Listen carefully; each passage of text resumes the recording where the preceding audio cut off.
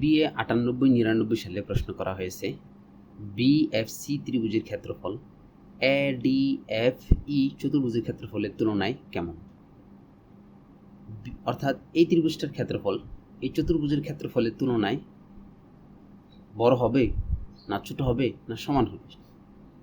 তো প্রথমত ধরে নিই সম্পূর্ণ ত্রিভুজের ক্ষেত্রফল হচ্ছে 40 বর্গ একক। ডি মধ্যবিন্দু, তাহলে সিডি মধ্যমা।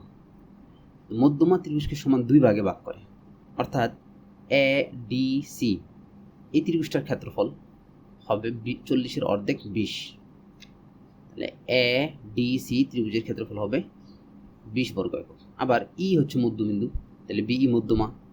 অতএব বিই সি যে ত্রিভুজটা আছে এর ক্ষেত্রফল হবে 40-এর অর্ধেক 20।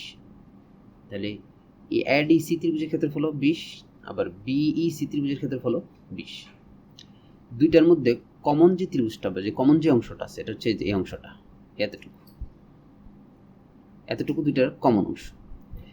যদি আমরা এটার মান 5 ধরে নিই, তো 20 থেকে 5 বাদ দিলে কত হয়? 15। তাহলে এর এই চতুর্ভুজটার ক্ষেত্রফল হচ্ছে 15। আবার 20 থেকে 5 বাদ দিলে হয় কত? 15। তাহলে এই ত্রিভুজটার ক্ষেত্রফল হচ্ছে 15। অর্থাৎ এই চতুর্ভুজের ক্ষেত্রফল আর এই ত্রিভুজের ক্ষেত্রফল সমান।